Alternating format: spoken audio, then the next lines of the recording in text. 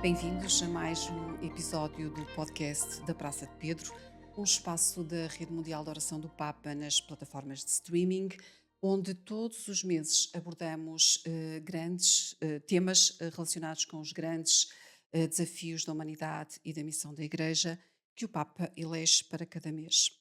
Leão XIV, para novembro, escolheu um tema delicado, difícil e muito preocupante: o suicídio. De acordo com dados da Organização Mundial de Saúde, existem cerca de 800 mil suicídios por ano em todo o mundo. Todos os anos morrem mais pessoas por suicídio do que por HIV, malária, cancro da mama, na guerra ou por homicídio. Em Portugal, estima-se que por dia, em média, 3 pessoas percam a vida por suicídio. O suicídio é já a principal causa de morte em crianças e adultos no país. A maior incidência de casos está ainda nos homens com mais de 65 anos do interior e sul do país.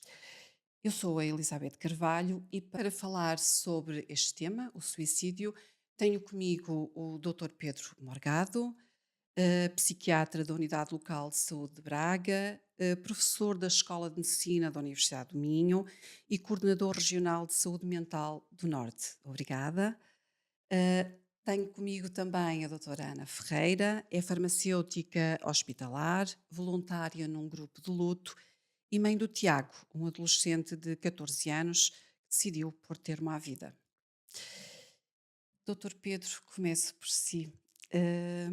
O suicídio é um comportamento, não uma doença, mas a doença mental pode ser uma das principais causas do suicídio.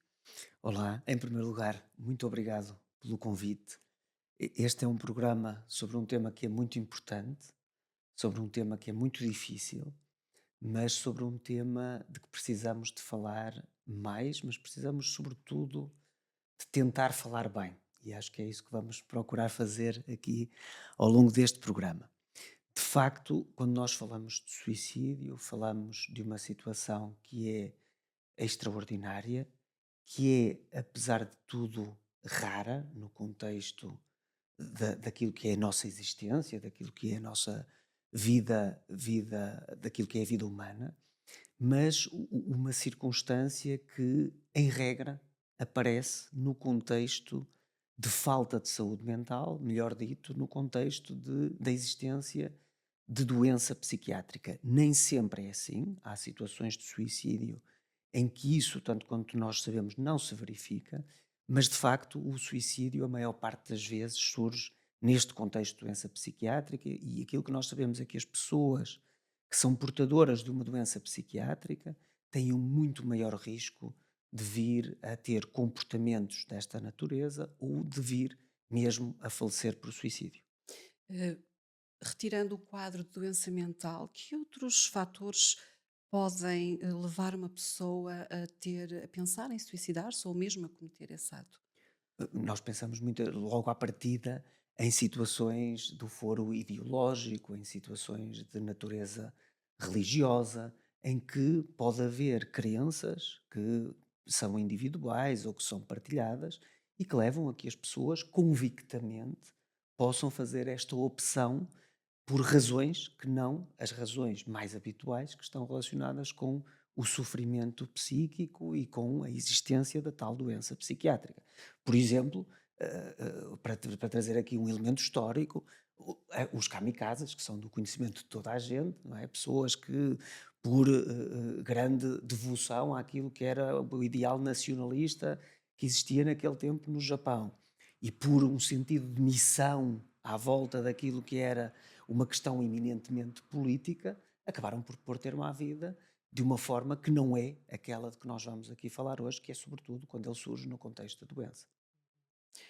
Por exemplo, no caso, há casos, como acabou de dizer, em que não há um quadro de doença mental, pelo menos identificável, não há grandes indícios de que essa pessoa possa vir cometer suicídio, mas na verdade isso acontece e junto dos jovens, adolescentes e jovens adultos, cada vez mais, quer em Portugal, quer um pouco por toda a Europa. A Ana sabe bem disso. O Tiago, com 14 anos, tomou uma atitude completamente inesperada, não foi, Ana? Foi, eu há bocado, muito obrigada pelo convite. Estou aqui simplesmente para partilhar o que foi ou continua a ser uma experiência de vida e que possa ajudar alguém com o meu testemunho, e portanto é um humilde testemunho, não mais do que isso. O Essa Tiago foi atitude. sempre uma criança muito feliz, muito genuína, no sentido de era para chorar, era para chorar, era para rir, era para rir, muito afetuoso, muito de abraços, de toque, mas é engraçado que desde pequenino que mostrava alguma preocupação sempre pelos amigos, porque chegava a casa e dizia: ai, o meu coleguinha, hoje aconteceu isto ou aquilo, e eu dizia-lhe: pronto, Tiago, se for assim uma coisa que vejas que consegues ajudar, muito bem, mas se não, falas à professora, pronto. Mas pronto, não te preocupes e vais ver, e ele fala com os pais. Portanto, eu nunca colocava, sentia que ele tinha muita preocupação com quem estava à volta, e acho que essa preocupação foi até ao fim. O facto de nos poupar a nós pais e à irmã mais velha, o que de facto foi acontecer, porque ele estava na adolescência, portanto ele tinha feito há um mês 14 anos. Eu tinha reparado, ele era uma criança extremamente alegre e brincalhona, era o palhacinho da turma. Portanto, eu depois quis ler e reparei nas minhas leituras que há muitos humoristas que têm de facto um lado mais negro ou mais depressivo, mas ele nunca mostrou, pelo menos à família e aos amigos. E portanto, ele fomos completamente apanhados desprevenidos, embora eu tenha notado ali aos 11 anos, talvez 11, 12, assim um bocadinho mais tristinho, não sei, mas alguma diferença. Mas enfim, era adolescência, eu perguntava: Tiago, estás tristinho? Aconteceu alguma coisa? Não, mãe, tudo bem. Fazia logo uma brincadeira a seguir. Pronto, portanto, nós fomos completamente apanhados desprevenidos, até porque ele, nesse verão, começou a querer sair, apercebemos que estava interessado numa coleguinha, e eu disse: pronto, alto, já voltou ao Tiago, assim, brincalhão, e quer sair, já não quer ficar só em casa, ou assim. Hum, Pronto, e de facto foram dois choques enormes. Foi, enfim, o choque da morte dele, e a seguir o choque, que achávamos que tinha sido acidental, e a seguir o choque de virmos a saber, pronto, porque ele tinha deixado escrito a essa amiga, hum, tinham trocado algumas mensagens por WhatsApp, e viemos a saber por pais, amigos nossos, que nós começamos a perceber que ele estava, se calhar o Tiago estava tristinho, e estamos a falar no verão, não é? Portanto, ele falava com os amigos, comunicava, tinham-se encontrado algumas vezes no verão, nas férias, mas basicamente falavam por WhatsApp, não é? E viemos a saber, de facto, o segundo choque foi esse, e portanto ficamos incrédulos, porque nada fazia prever. Uma coisa dessas, até porque Não, 3 dias depois é que souberam mais a ou causa menos, da sim. morte Foi, foi, do foi, Tiago. foi. Doutor Pedro, é comum este desconhecimento dos pais em relação, à vida dos filhos, ao sofrimento, às dificuldades que eles têm? Estou-me aqui a lembrar de uma série, bastante, comentada nos últimos meses, a série Adolescência, Uhum. em que um adolescente mata uma colega, sensivelmente da mesma idade, perante a incredulidade dos pais, que nada fazia prever que isso pudesse acontecer, num registro de violência não tanto de suicídio, mas também o assassinato de uma mãe esta semana por parte de um filho de 14 Uhum. anos. Quer dizer, há aqui algum desconhecimento dos pais em relação àquilo que os filhos são? Sim, não só é possível, como é comum, como é absolutamente natural. A adolescência é uma fase de transição, uma fase em que nós passamos de uma vida muito ligada às nossas famílias mais nucleares para uma vida em que começamos a ter outro tipo de relacionamentos e a privilegiar outro tipo de relacionamentos. E esta transição, que é naturalmente geradora de conflitos internos, de sofrimentos.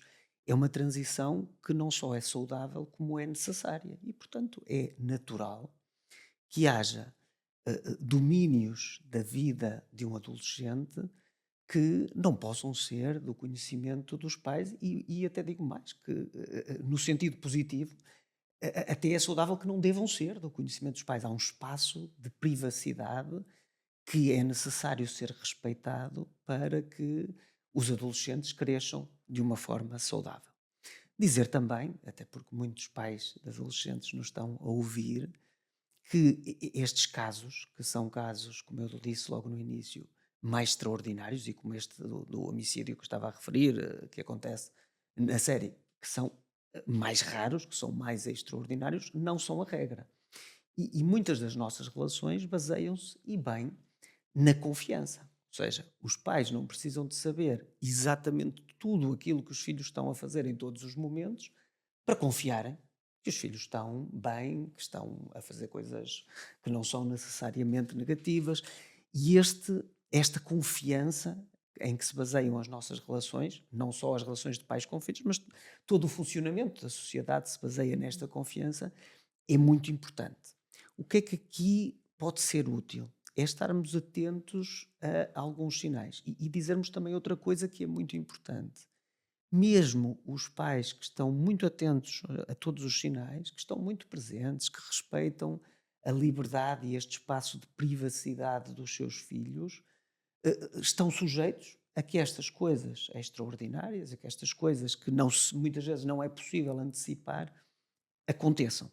Mas o nosso foco tem que estar então nos sinais. E os sinais que mais indiciam que podem aqui existir problemas são o isolamento, são as alterações do comportamento, ou seja, o meu filho era assim e passou a ser de uma forma completamente diferente. O que é que isto significa? São o reiterar do encontro ou do desencontro em incongruências e em inconsistências que depois são difíceis de explicar, e é também o olhar para as redes que se formam à volta de cada um dos adolescentes e perceber de que forma é que estas redes são mais presentes, menos presentes, mais contentoras, sinalizam as tais alterações do comportamento ou não sinalizam. Portanto, Estamos a são estes falar padrões. dos pares, a influência Estamos a dos falar dos pares. pares também, sim. Muitas vezes, nestas faixas etárias, a influência dos pares acaba por ter aqui um papel muito importante. Não só no sentido de amortecer períodos de maior dificuldade que o adolescente possa estar a passar, não só de lhe trazerem alguma confiança e de melhorarem a sua autoestima, mas também, muitas vezes, por influência dos pares, que pode ser mais negativa, há um agravar de vulnerabilidades que são pré-existentes ou que estão com aquela pessoa portanto, estas redes acabam por ser muito importantes. Mas é importante dizermos isto. É muito difícil navegar neste mundo, é muito exigente ser pai de uma criança, de um adolescente, é muito difícil antecipar todos os riscos e, portanto, é importante investir na formação emocional, na criação de espaços e de relações que sejam positivas, e é importante também aceitarmos que há riscos que nós não conseguimos antecipar, mesmo que possamos fazer tudo certo ou que possamos ter a intenção de fazer tudo certo. Há riscos neste contexto que nós não conseguimos antecipar. A conversa pais-filhos aqui de uma forma mais aberta poderá ajudar? A conversa pais-filhos de uma forma mais aberta pode ajudar, mas não podemos deixar aos pais toda a responsabilidade da educação.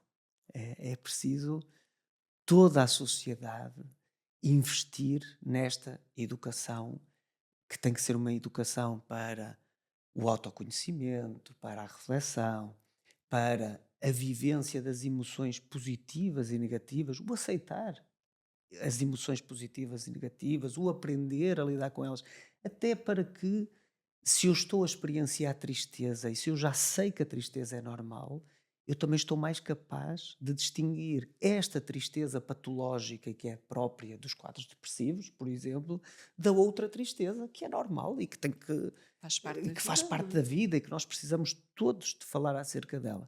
E portanto, nós precisamos que a sociedade como um todo faça este trabalho, porque a sociedade também como um todo impõe um estilo de vida que faz com que hoje os pais estejam menos tempo com os seus filhos do que nunca, que faz com que Exatamente. hoje os pais tenham muito mais desafios para gerir do ponto de vista da compatibilização dos seus trabalhos com as suas vidas familiares do que nunca. E, portanto, é preciso a sociedade que põe estas exigências aos pais também se organizar para depois garantir as redes de suporte que podem diminuir as vulnerabilidades que existem.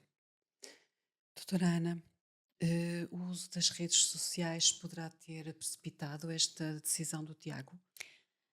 O Tiago, ao que sabemos, só utilizava o WhatsApp. Ele no computador, ele não tinha Facebook, não estava naqueles jogos. Não sei se isto já foi há 8 anos, não sei se na altura já haveria, eu penso que já havia os Jogos jogos online, online? não é? Sim, Uhum, alguns Ele pormenores. uhum. nunca participou nisso. O que ele gostava de fazer no computador era banda desenhada, tanto a desenhar como no computador, e pequenos vídeos que fazia com Uhum. os amigos também, ou então fazia o corpo em desenho e punha as fotos dos amigos, pronto. Ele foi sempre assim também muito criativo e, hum, e portanto a única, enfim, rede social que ele utilizava era o WhatsApp, e exatamente nesse dia, ele de tarde tinha-me estado a ensinar. Portanto,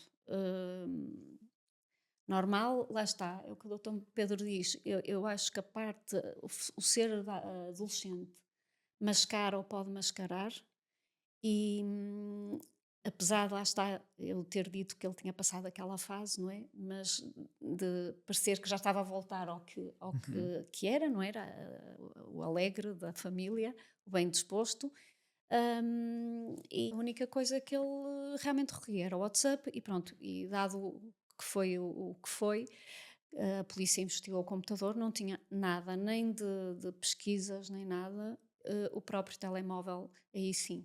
Aí a conversa que ele tinha com essa amiga só era, já tinha-lhe dito que tencionava ou que poderia fazer. De facto, eu acho que foi um bocado, digo eu, em parte também, o não lidar com frustração ou com alguma rejeição. Uhum. A dificuldade de Sim, sim. lidar com a E eu frustração. lembro-me ele em pequenino ter uma vez perdido um jogo de futebol e chorou imenso, que os outros pais perguntavam-me se ele se tinha magoado.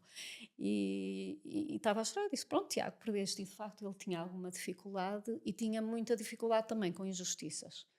E com. Eu às vezes penso que se ele estivesse neste momento, tivesse passado pela pandemia, tivesse passado por ver todas estas notícias horrendas que se ouvem e veem, e guerras e isto tudo, não sei, não Ele sei, iria sofrer muito, se certamente, calhar. e ter dificuldade em lidar com tudo isto que é tão Exatamente, adverso. exatamente, eu acho que sim. E dada a sensibilidade dele, não é? E, hum, e pronto, e lá está. Portanto, a única situação que houve, e é assim, e eu vi-o escrever algumas coisas, ele até me mostrava, e pronto, eu sabia quem era a coleguinha, mas acho que houve ali também um amor não correspondido a certa altura. Pois. Eu não estou a pôr nem por sombras peso na miúda ou nos amigos, porque para os amigos e para a miúda já não, tanto, porque ela dizia: Não, Tiago, claro que não vais fazer isso, que disparate, não é? Ela própria Portanto, isso não estava tudo acreditou. escrito. Agora é tal Exatamente. coisa, estava escrito, eles não se Pois. viam, não é? Isto não era um frente a Uhum. frente. E ele, como era brincalhão, podia estar a brincar, Claro. a usar um bocado de humor negro, portanto. Com isto quero dizer que de modo algum estou a pôr a responsabilidade Noutras pessoas. na amiga, pelo contrário. Pronto, portanto, a única rede social na verdade foi essa. Portanto, eu acho que na altura ele não acho que se. Outros casos não teriam influenciado, os jogos online também não, Não, não, não, eventualmente. Uhum. não. Acho que foi segundo o que também me disseram, eu li um bocado depois sobre o assunto, não é? Porque depois é a tendência dos porquês e de procurar saber o que é que aconteceu ou o que é que poderá precipitar, e de facto também há o impulso, ou pode haver na parte de homens e rapazes também mais alguma agressividade na forma como depois terminam, não é? E, por exemplo, uma palavra que a Elizabeth disse e que eu própria disse no grupo de luto do qual agora faço parte, quando fiz o percurso de 12, é um caminho de 12 sessões, eu disse: o meu filho decidiu. Eu não acho que o meu filho tenha decidido. Acho que não é uma decisão. Ahm, eu acho que não era ele naquele momento, ou já não era. Eu pelo menos entendi assim, ou seja, eu tive necessidade de, na segunda sessão, dizer: peço desculpa, mas eu não posso dizer que o meu filho tomou a decisão. Ah, Foi um ato involuntário, quase eh, impensável. o facto de ter falado antes pode implicar, e melhor do que o Dr. Pedro poderá explicar, ter de alguma forma tomado uma decisão, mas para mim a decisão é de uma situação mesmo muito consciente. E eu acho que o que ele quis livrar na altura foi do sofrimento. Ele, para chegar àquele ponto, tinha que estar a sofrer muito. E não mostrava. E mascarava com humor, não é? E acho eu, é a análise eventualmente que faço, não é? Ahm, e é isso.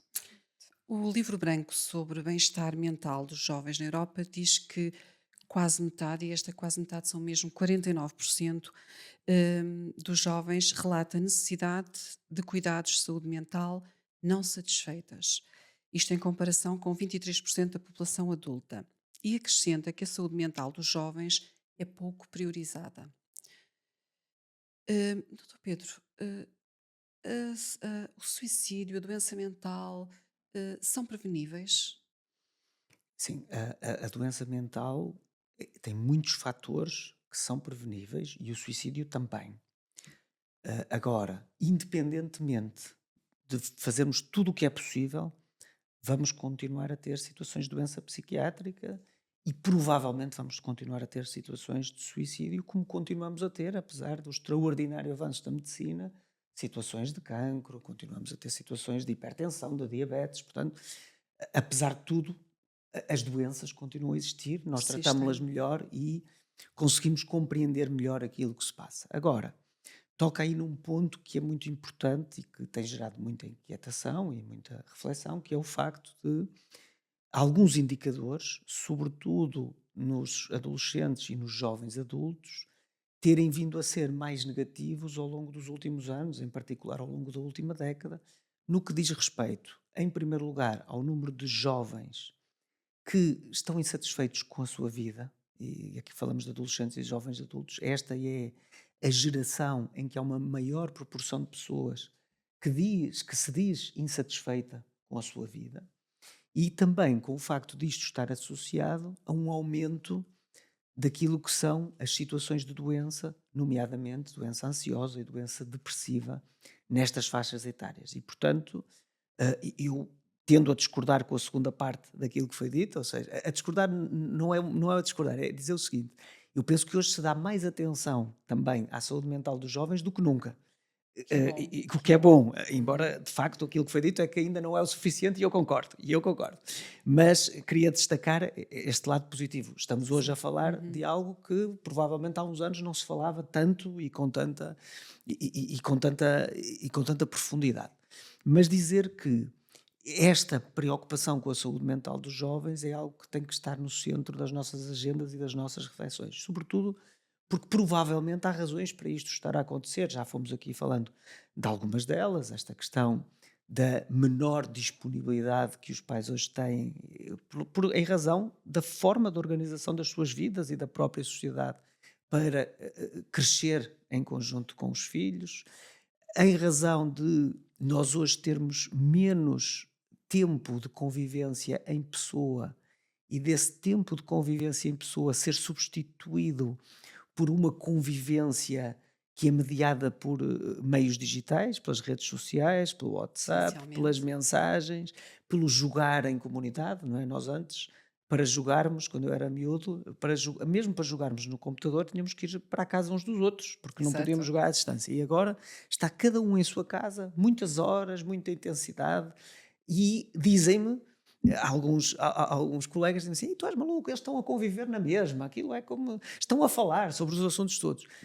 Mas eu acho que não, que acho que não é a mesma coisa. A relação pode ser antropomórfica. A comunicação pode ser antropomórfica. Eu posso até, com a inteligência artificial, estar a contactar, a comunicar com um avatar que é a exata Certo. cara da pessoa que está do outro lado da linha, digamos assim. Mas continua a não ser uma relação interpessoal real. Continua a não ter os elementos que são necessários para esta relação. E esses elementos incluem o olharmos-nos em olhos reais e não em olhos digitais, o sentirmos o cheiro uns dos outros, o toque, o respirar, o calor que cada um de nós transmite, tudo isso compõe a relação humana e compõe a comunicação humana enquanto elemento indispensável e imprescindível para o nosso desenvolvimento e para o nosso bem-estar. E estas poderão ser algumas das razões. Depois da pandemia, ou durante a pandemia, o número de horas que os adolescentes e jovens adultos passam em casa aumentou brutalmente. E aí todos nós compreendemos. Mas o que é curioso é que no pós-pandemia não houve uma recuperação do tempo fora de casa. E quando nós olhamos para, então, do tempo que nós passamos fora de casa, é à custa de quê? Que nós estamos mais tempo em casa? É à custa do tempo com os amigos. Não é à custa nem do tempo com a família, nem do tempo fora de casa, digo, nem do tempo em escola e em questões de trabalho, mas é deste tempo de convívio uns com os outros. Outra camada que pode estar aqui a contribuir para esta nova forma de viver e para este maior sofrimento é que os ciclos de recompensa são cada vez mais curtos. Os círculos de recompensa são agora ultra rápidos. O que é que eu quero dizer com isto? Na vida do ser humano, há umas décadas atrás, não é? A nossa autoestima é uma coisa muito importante. Nós arranjamos-nos de manhã por várias razões, razões de higiene, mas também por uma razão de sermos apreciados pelos outros. E saímos à Exatamente. rua e esta apreciação não acontecia de forma automática. Nós íamos cruzando com as pessoas, íamos imaginando: será que gostaram do meu casaco? Será que não gostaram? Será que esta pessoa foi simpática comigo? Toda esta fantasia e toda esta subjetividade era muito importante e é muito importante para o nosso bem-estar. Ora, hoje em dia, eu coloco uma fotografia no Instagram e vou perceber se as pessoas estão a gostar ou não estão a gostar de mim, e agora estou propositadamente a usar um exagero, pela rapidez e pela quantidade de likes que esta fotografia gera. E quando eu vejo uma criança de 12 anos a maquilhar-se ou a passar muitas horas no ginásio para a seguir mostrar, de repente esta pessoa vai ser gratificada com 100, 200 comentários e likes e afins a dizer: estás espetacular, és linda, és lindo, é fantástico, que corpo maravilhoso. E, portanto, este ciclo de gratificação é cada vez mais curto. E isto agora, estou a falar na gratificação do self, da própria pessoa. Mas isto depois aplica-se a tudo o resto. Quando nós começámos na internet, nesta coisa das redes sociais, escrevíamos textos em blogs. E depois dos textos passámos para as imagens e para os vídeos. Mas os vídeos tinham 3 minutos, 4 minutos, 5 minutos, 20 minutos. Agora, Tem os vídeos segundos. têm segundos, porque já se percebeu que os vídeos de minutos já não funcionam, já não gratificam ninguém. Têm segundos. E já se percebeu até que os segundos que importam são os primeiros 10 segundos, porque se tiver mais, as pessoas passam para o vídeo seguinte, Exatamente. porque já estão satisfeitas. E a pergunta que eu deixo é: estão verdadeiramente satisfeitas ou estão a gratificar um sistema que está viciado nesta voracidade destes ciclos ultra rápidos de gratificação? Portanto, razões, todas num conjunto, e eu gostaria de dizer uma coisa que é muito importante quando falamos de saúde mental e quando falamos de suicídio. Não há explicações únicas, nem razões únicas, nem causas únicas para nenhum destes fenómenos. Mas em conjunto, parece que este ambiente social está a criar condições para que as pessoas estejam mais insatisfeitas. E poderíamos passar daqui depois para a questão materialista, não é? E para a rapidez com que nós hoje trocamos tudo, porque de repente, se não o fazemos, estamos profundamente deslocados da moda. Não Vamos somos dizer assim. apreciados. Não somos apreciados, sentimos-nos deslocados, sentimos-nos estranhos neste mundo. E, portanto, parece que este sistema em que nós precisamos cada vez mais de produzir para a apreciação do outro, precisamos cada vez mais de comprar para estarmos ligados e conectados com o outro, Conectados. em que substituímos a presença física e o encontro físico por estas novas formas de encontro. Parece que tudo isto, que tinha o potencial de deixar as pessoas mais felizes e mais tranquilas, está a produzir exatamente o oposto. E, portanto, uma reflexão à São, volta disto tem que passar por aqui. claro. Isto porque são relações virtuais. E muitas delas falaciosas, não é? Porque nós podemos pôr uma imagem nossa ou de outra pessoa, geralmente imagens de felicidade, de vidas perfeitas, de coisas Uhum. maravilhosas, mas no fundo aquilo não nos compensa porque aquilo não é nada real. Sem E dúvida. depois lidar com os likes são imediatos e são muito bons, mas humanamente não há um reconhecimento, uma recompensa. Isso, e eu diria até que não são relações. Na verdade, são Uhum. conexões, são interações. A relação é uma coisa muito mais profunda e tem muitos outros elementos que não podem ser replicados no meio digital. E é isso, os likes são demasiado objetivos. Esta, para, para serem alguma vez verdadeiramente satisfeitos, não é? Porque quem tem hoje 10 já não há espaço para que 9 possa ser bom. Exato. Porque já O só patamar vai 11 é que é subindo. bom, e depois já não é 11, é 50. E depois não é 50, é 200. E portanto isto é um caldo social que de facto não é muito favorável, como parece que a insatisfação das pessoas nos tem vindo a demonstrar. E depois há o outro lado em que a dor, o sofrimento, a vulnerabilidade não são instagramáveis, não existem. Portanto, todo o mundo real é aquilo, é a perfeição, é a felicidade. Sim, esse é outro ponto que é muito importante.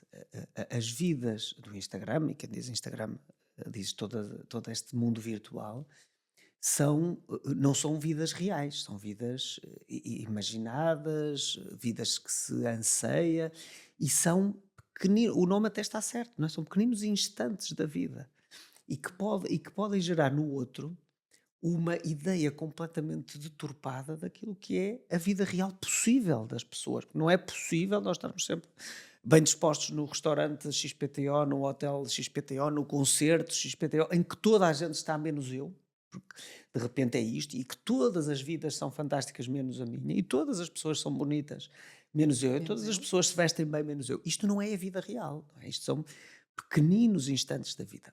E depois, no outro polo, a vivência do sofrimento que nos aparece nestas redes, que também existe e que também é explorada do ponto de vista eh, do angariar likes e angariar admirações.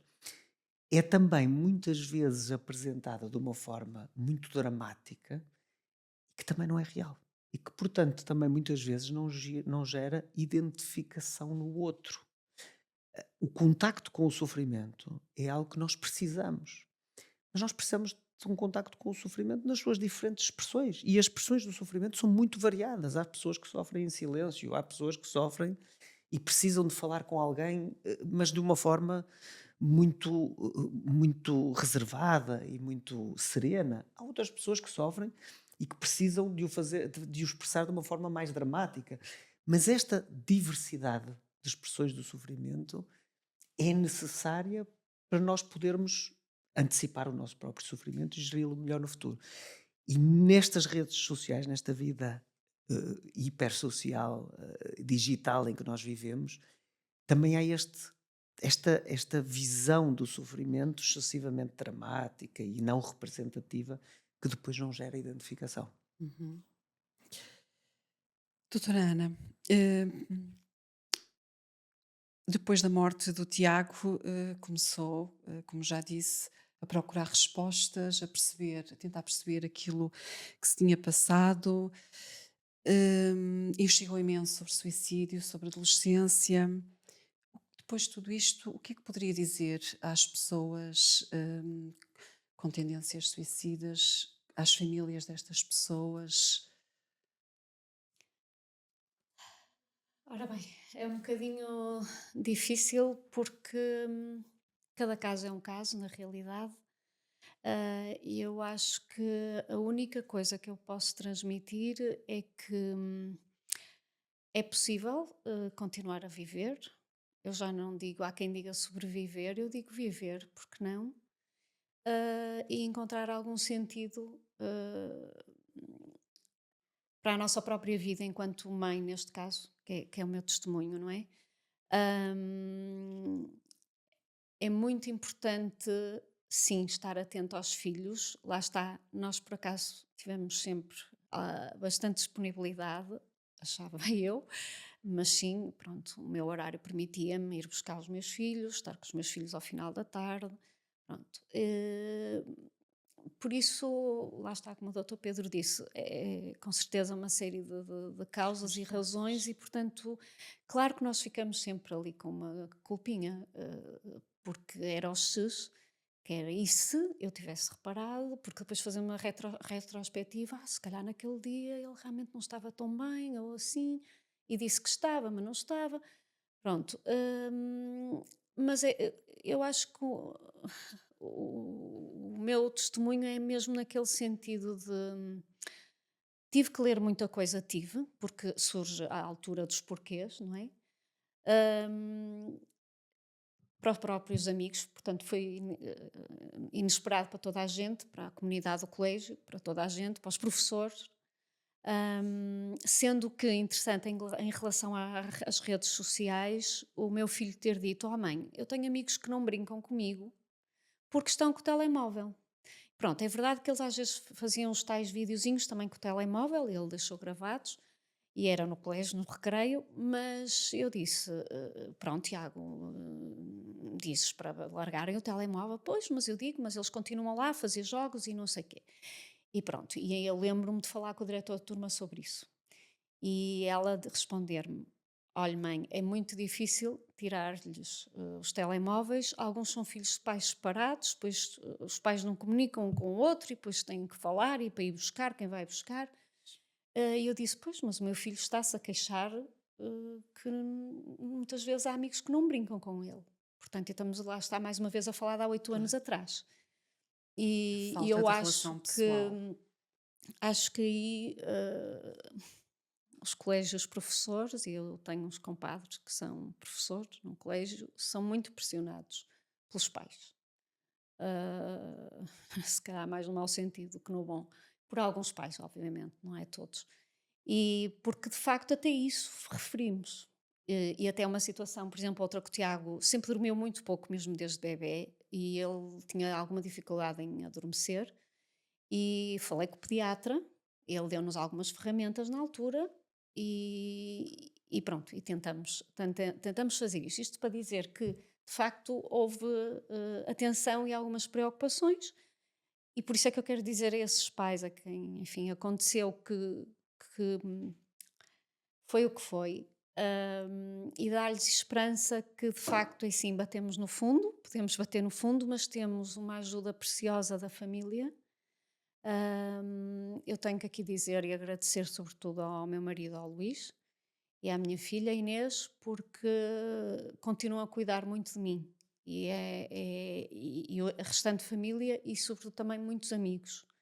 Não nos largaram e isso acho que é muito importante. Há um período em que eu tive que estar sozinha só com o meu marido e com a minha filha ali em proteção, não é? Em bolha, a tentar assimilar o que estava a passar. Eu não conseguia falar com com as pessoas mais próximas da família, neste caso a minha mãe e os meus sogros, aconteceu isso. Mas depois também aconteceram coisas maravilhosas. Eu costumo dizer que hoje considero-me até que sou uma melhor pessoa, porque estou atenta à natureza que me ajuda todos os dias, estou atenta, por exemplo, as caminhadas que fazemos, que amigos, fizemos logo o Caminho de Santiago, passado quase um ano. Esse suporte é fundamental. Também é preciso algum isolamento, ou no meu caso foi, porque também sou mais reservada, mas os amigos, a família são fundamentais. E os amigos do nosso filho. E os amigos da nossa filha são fundamentais e para a nossa filha continuam a ser. E tenho ainda mães de amigas e amigos do Tiago que todos os anos mandam uma mensagem e, portanto, devo muito às pessoas. E quando eu digo que sou melhor do que era, é porque realmente aprecio as coisas de outra forma. E, e tento ter uma missão, e uma das missões acho que é esta: é possível efetivamente continuar a viver e tendo sempre em mente que realmente o que faz sentido nesta vida é estar aqui para ajudar os outros e a nós próprios, mas sobretudo estar atento ao outro. Há um presente de Natal que a Ana recebeu, comentamos isso já Uhum. há algum tempo, que foi muito especial.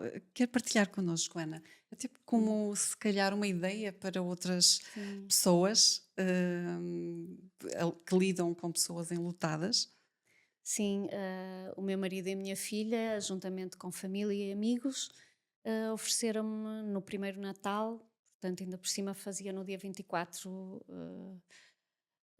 4 meses, não é?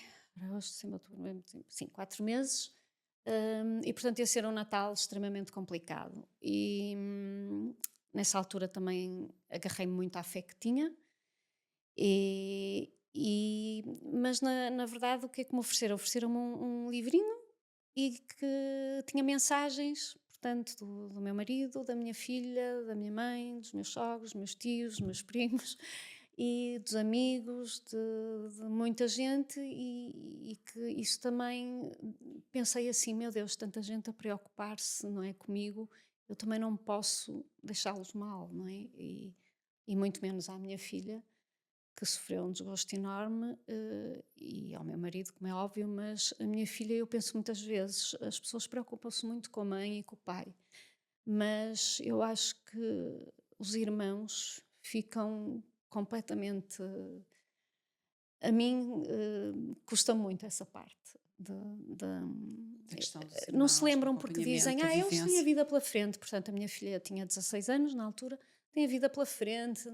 Pois tem a vida pela frente, mas tal como nós pais, mas eu tenho o meu marido tem a mim, e a minha filha, claro que tem os amigos e a família, mas essa parte é que até me custa um Mas não bocadinho tem o mais. Tiago, não é? Não tenho o Tiago, não O festejamos próprio os irmão. 18 anos do Tiago, não festejamos a entrada na faculdade, não, pronto, uma série de coisas, mas ela também era adolescente, não é, na Exato. altura, e essa parte de muitas vezes pensarem, ai, têm a vida delas pela frente ou assim, não é bem assim, não é?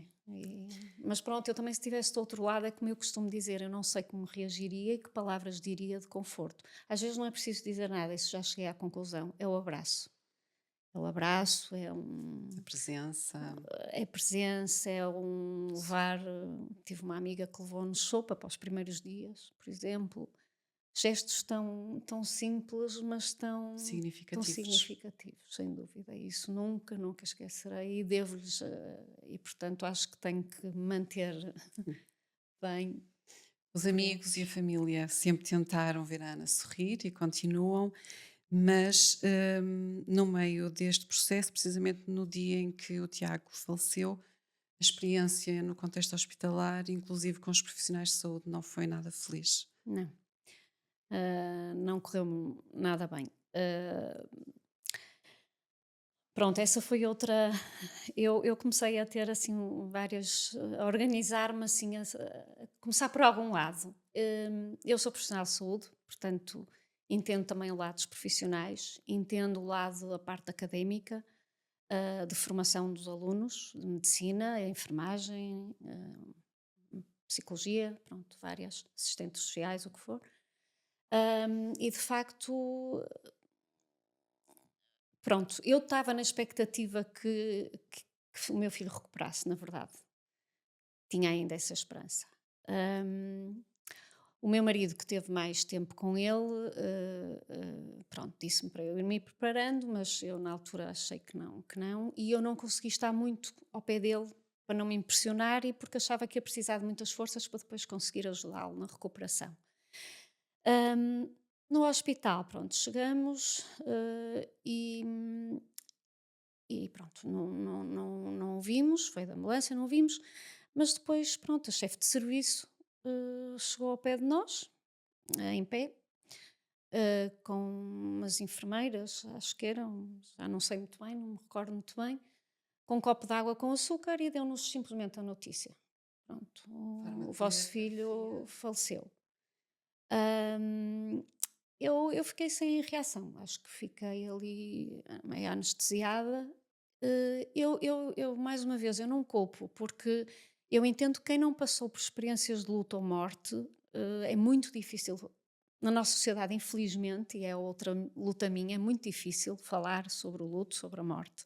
Na verdade, é a única certeza que nós temos, não é? Quando sabemos, estamos nesta vida, que sabemos que um dia vamos morrer. Mas as pessoas já menos, lá está, também é uma coisa boa de se falar, já menos, mas continuam a ter muita dificuldade. E há É um pessoas até tabu. que se afastam também porque não sabem o que dizer ou o que fazer e é completamente compreensível. Nos profissionais de saúde chocou-me porque depois deixaram de estar um bocadinho com o nosso filho, com auxiliares à volta, parecia que íamos roubar o corpo, não percebi. E de facto hoje estou arrependida de não ter ficado lá a noite toda, porque fomos mandados para casa, claro que não dormimos absolutamente nada, em estado de choque completo, Não houve profissionais de e saúde, não de houve psicólogos, acompanhamento não. nenhum, nem sugestão de nenhum acompanhamento. E portanto, eu depois mais tarde fui seguida por um psicólogo especializado em luto. Ele sim já estava a fazer algum desse trabalho, e eu falei-lhe neste testemunho porque foi uma coisa que me marcou, porque eu acredito que se calhar esses profissionais nunca tiveram perto da morte um familiar, tiveram de doentes, mas não tiveram sequer um familiar, não é? E portanto não tinham a sensibilidade, ou então foi do género, pronto, não sei lidar com isto, vou dar a notícia, pronto, podem ir para casa, ou estar um bocadinho com o vosso filho, despedirem-se e irem para casa. Pronto, eu acho que há muito a fazer e há muito a fazer desde a faculdade, de facto. Acho que os miúdos têm que aprender naturalmente, ou mais naturalmente possível, porque muitos de facto não tiveram essa experiência. Eu tive, porque o meu pai também faleceu quando eu tinha 15 anos, portanto, no fundo, já tinha passado por um luto muito próximo, não é? Mas a maior parte das pessoas não tem essa experiência. Eu acho que não é por ter a experiência, mas é serem na Formados, faculdade ou fora dela, na sociedade em geral, de facto. ter formação específica para os profissionais de saúde, para aqueles que estão em preparação, para lidar com estas Sim, sim, sim, situações, sim. sejam elas quais Ou seja, forem. com quem fica, não é? Eu acho que isso começou-se a fazer já nos paliativos, não é? Uhum. Nos doentes terminais, ter alguma preocupação pela família, pelo que vai acontecer, pelo próprio doente. Pronto, e há livros sobre isso, e que eu também já li, e pronto, esse psicólogo do luto também está envolvido nessa parte. Começou por aí. Agora, numa urgência em que muitas pessoas morrem, e aí na altura nem sabíamos, achávamos que tinha sido acidental. hum, de facto, eu acho que tem que haver outro. Outra Claro que aquilo foi de sensibilidade madrugada já, pronto, mas claro, eu acho que tem que haver outra forma de de lidar com as acompanhamento. coisas. Acho que sim. Concorda, doutor Pedro, que precisamos aqui de alguma formação ou sensibilização dos profissionais de saúde para um tratamento mais humano, mais afetivo às pessoas que lidam com a morte, seja de filhos, seja de pais, seja. Sim, isso sem dúvida. E dizer que este é um componente que está hoje perfeitamente incluído, não digo em todos, mas numa parte significativa dos cursos de medicina, que são aqueles que eu conheço melhor. Agora, a formação que acontece em contexto pré-graduado não é suficiente e tem que ser prosseguida. E é uma formação que é muito complexa, porque implica não só aprender as técnicas de comunicação, mas refletir sobre isto que estava aqui a ser dito sobre a morte e o que ela significa na nossa sociedade, as diferentes perspectivas que existem à volta da morte, implica refletir, que cada um possa refletir sobre as suas próprias vulnerabilidades, porque o profissional de saúde que comunica é uma pessoa que também tem vulnerabilidades e que muitas vezes, quando está a falar sobre a morte de um doente que lhe faleceu, está em enorme sofrimento e é preciso tornar este sofrimento visível, consciente, para que ele não perturbe a relação clínica e para que ele depois não se traduza às vezes, num comportamento às vezes de evitamento, num comportamento às vezes de desvalorização, que não é intencional. E eu penso que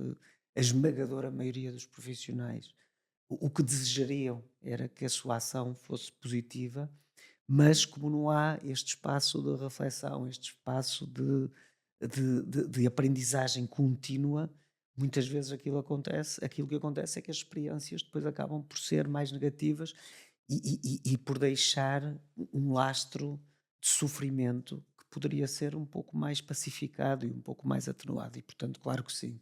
Acho que isto é uma área onde nós temos investido, mas precisamos de continuar a investir muito mais. Há uma questão que se coloca desde há muito tempo, aos jornalistas em particular, que é falar abertamente sobre suicídio. Aliás, ainda hoje evita-se escrever, Uhum. e acho que há, de um modo geral, algum cuidado com este tipo de mortes. Hum, É vantajoso, é importante falarmos abertamente sobre o suicídio, ou isto pode eh, não ser bem interpretado e até desplotar outros casos? Pois é muito importante falarmos bem sobre suicídio. É fundamental. E há uma razão para isto. Eu faço aqui um brevíssimo olhar histórico para o suicídio e para a forma como a nossa sociedade se relacionou com o suicídio. Na Antiguidade Clássica, o suicídio estava presente em obras, o suicídio era falado abertamente. Depois, Santo Agostinho muda a relação da sociedade com o suicídio, com a ideia de uma interpretação do não matarás também em relação ao próprio, e escreve: só Deus pode tirar a vida a um homem que se mata a si próprio também está a matar um homem e, portanto, merece o mesmo castigo e a mesma punição que aquele que morre por suicídio. E, portanto, há uma associação que dura durante muitos séculos e que é muito importante para a forma como a sociedade lida com isto, entre o pecado e o suicídio e a exclusão e o silêncio e quase o retirar da vista da sociedade a existência deste fenómeno.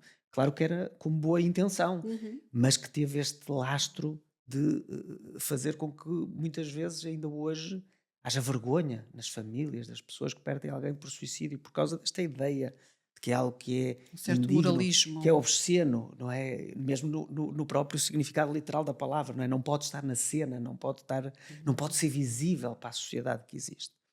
Mas depois, esta ideia do falar mal sobre suicídio ter consequências aparece numa fase seguinte, que é durante o romantismo, o suicídio começa a aparecer na literatura e aquele que morre por suicídio passa a ser o herói. Há uma obra sobre Werther, que foi escrita por Goethe, que é uma obra em que a pessoa, o personagem principal tem um desgosto amoroso e morre por suicídio e é convertido num herói.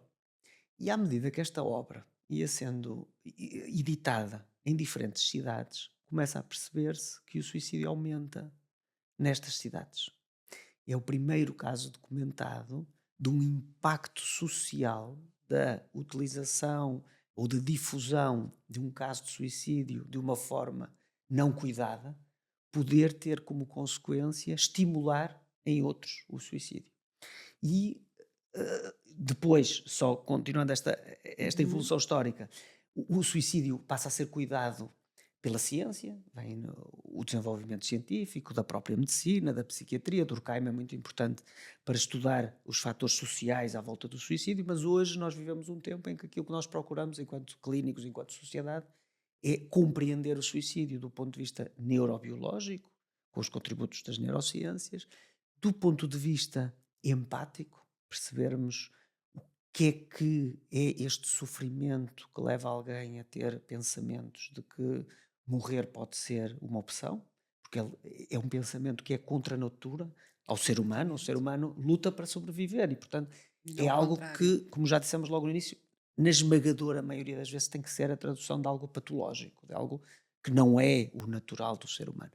E, portanto, hoje nós temos esta apropriação. Mas, voltando à questão do noticiar, depois desta história de Werther, e o próprio efeito chama-se efeito de Werther, nós temos muitas situações, por exemplo, o guarda-redes Robert Enke, em que quando há uma morte por suicídio de uma pessoa conhecida e que de certa forma é acarinhada por um grande número de pessoas, isso, se não for bem comunicado, e mesmo sendo bem comunicado, tem o potencial de noutros gerar ou esta impulsividade, que também fomos falando aqui, que Uhum, às vezes faz com que a coisa aconteça ainda quando há dúvida sobre, uhum. e muitas vezes isso é real e tem um impacto brutal na vida das pessoas, mas há muitos casos documentados deste efeito de contágio. A doença mental não é contagiosa, mas este comportamento pode Pode ser induzir contagioso. outros. E por isso a Organização Mundial de Saúde, e há um enorme consenso entre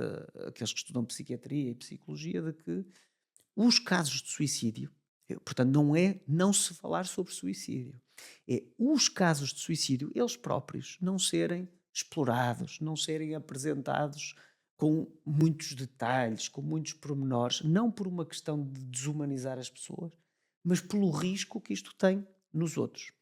Infelizmente, e temos situações muito recentes em que vimos isso a não acontecer. Infelizmente, este consenso não está a ser respeitado por todos.